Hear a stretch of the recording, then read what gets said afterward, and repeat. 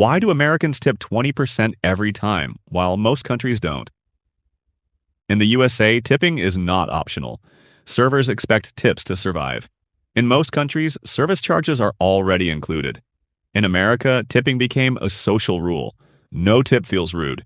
Restaurants pay lower wages, so customers complete the salary. That's why 20% feels normal.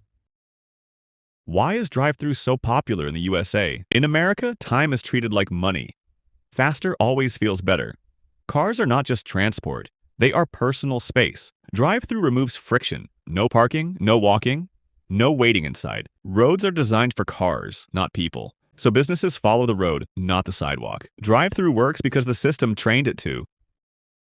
Why do Americans put ice in almost every drink, even when it's cold? In the USA, ice signals value. More ice makes the cup feel fuller. Cold drinks feel more refreshing, even if the drink itself is the same. Ice also slows drinking. It stretches the experience. American business is designed for speed, but also for satisfaction. Ice chills drinks faster, which means quicker service. Cups are designed bigger, and ice fills the space cheaply. So the drink looks larger without costing more. Over time, cold became normal. No ice now feels wrong. Americans don't add ice by choice, they add it because the system trained the taste. Why do Americans value individual freedom so strongly? Because the American system was built around it. The country was formed by people who left control behind. Freedom became the reward. From childhood, Americans are trained to choose what to wear, what to study, what to become. Schools reward opinions, not obedience. Homes emphasize privacy, bedrooms are personal territory. Cars give movement without permission. You don't wait. You go, jobs value independence. Speaking up is seen as strength, not disrespect. Rules exist, but they are designed to feel optional. Even products reflect this. Customization, personalization. Make it your way. Freedom becomes identity. Over time, individual choice feels natural. Restriction feels aggressive. This doesn't mean Americans hate rules. It means systems are designed to hide them. So Americans don't chase freedom. They live inside a system that constantly reinforces it. Why do Americans move houses so often? Because in the United States, homes are treated as flexible assets, not permanent roots. Jobs change frequently. People follow opportunity, not location. Cities are designed for movement. Highways connect everything. Distance feels smaller. Renting is common. Leases are short. Moving has low social cost. Homes are standardized. Layers are similar. Packing and unpacking is easier.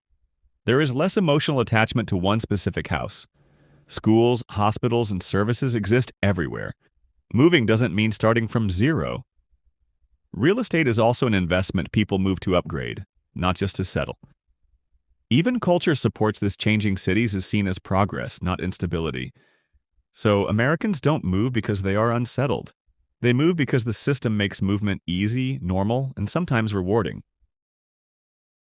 Why do most Americans use credit cards for almost everything, even when they have cash? In the United States, credit cards are part of daily life. They are accepted everywhere, from gas stations to grocery stores. Credit cards are fast. No counting, no waiting, no handling cash. But the real reason is credit history. Every swipe is recorded. Every payment builds a score. That score decides who gets approved, who pays less interest, and who gets better options. Paying with cash builds nothing. Credit cards also offer protection. If something goes wrong, payments can be reversed. Rewards matter too. Cashback, points, free travel. Spending the same money feels smarter with rewards. Many bills are automated: rent, phone, streaming services. Credit cards fit this system. Over time, using a card feels normal. Not using one feels limiting.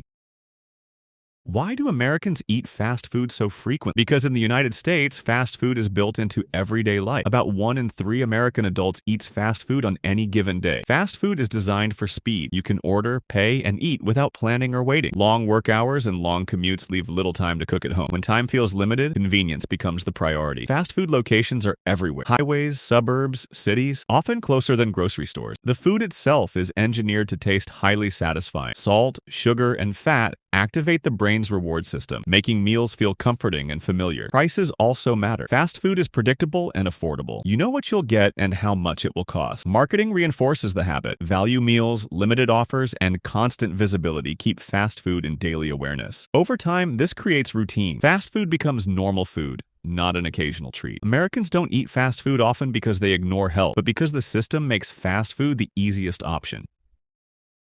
Why do Americans smile and talk to strangers? Because in the United States, friendliness is treated as a social signal, not a personal invitation. American society is highly mobile. People change cities, jobs, and neighborhoods often. Smiling helps reduce social friction between people who may never meet again. From a young age, Americans are taught to be open. Eye contact, smiling, and small talk are encouraged as signs of confidence and trust. Public spaces are shared spaces. Smiling communicates, "I'm not a threat." It makes brief interactions feel safe and predictable. Customer service culture reinforces this. Workers are trained to smile, greet, and engage politely. Over time, this behavior spreads beyond workplaces into daily life. Small talk also fills silence. In American culture, silence between strangers can feel uncomfortable. Talking helps smooth the moment. Importantly, smiling does not mean closeness. It does not imply friendship or long-term connection. It is a polite boundary, not an emotional one. In a society built on speed, movement, and constant interaction, quick friendliness helps everything flow.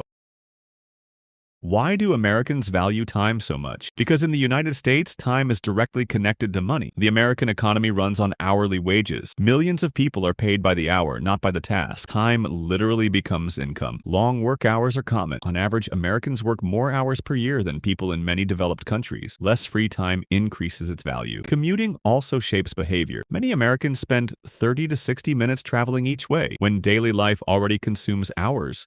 Saving time feels essential. Business culture reinforces this. Meetings are scheduled tightly. Deadlines are strict. Being late is often seen as disrespect, not flexibility. Technology accelerates expectations. Fast internet, fast delivery, fast customer service. Speed becomes the standard. Even cities are designed around efficiency. Drive-thrus, highways, self-checkout machines, and online services exist to reduce waiting. There is also a cultural belief that productivity equals success. Using time efficiently signals discipline and ambition. Wasting time feels like wasting opportunity, not because people dislike rest, but because the system rewards speed.